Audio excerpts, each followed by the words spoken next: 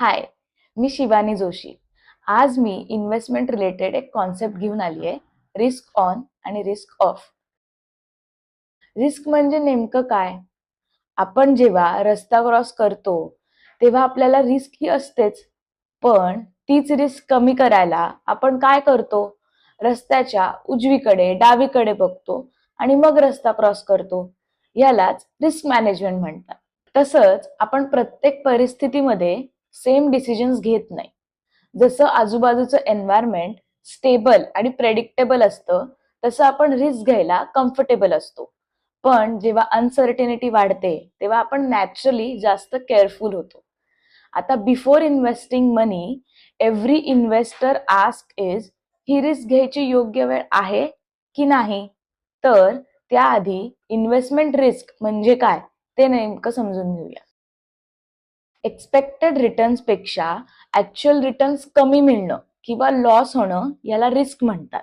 Assets price मध्ये volatility असणे, ते economy, interest rates, inflation, global news यासारख्या फॅक्टर्सकडे इन्व्हेस्टर्स लक्ष देतात आणि त्यावरून ठरवतात की ग्रोथ चेस करायची की कॅपिटल प्रोटेक्ट करायचं. इन्व्हेस्टमेंट करताना आपण बऱ्याचदा रिस्क आणि रिटर्न याबद्दल ऐकतो, पण ह्याचा नेमका अर्थ काय तो समजून घेऊया.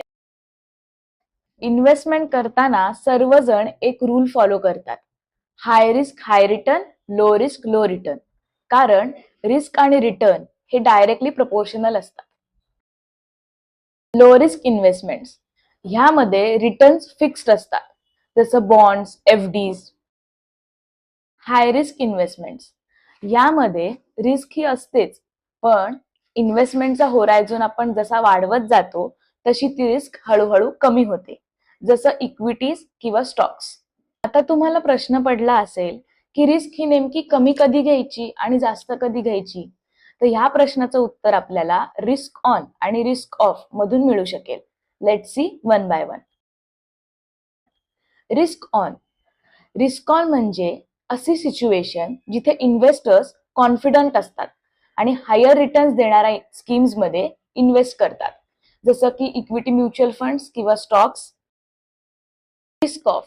रिस्क ऑफ म्हणजे जेव्हा अनसर्टिनिटी वाढते किंवा इन्व्हेस्टर्स रिस्की असेट्स टाळून सेफर ऑप्शन्सकडे वळतात, जसं एफडीज, बॉन्ड्स किंवा गोल्ड्स.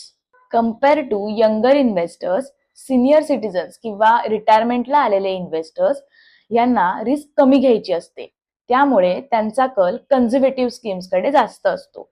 मोर ओव्हर, यंग इन्व्हेस्टर्स यांना लॉंगर टाइम ड्युरेशन असल्यामुळे त्यांचा कल रिस्क असलेल्या स्कीम्सवर जास्त असतो.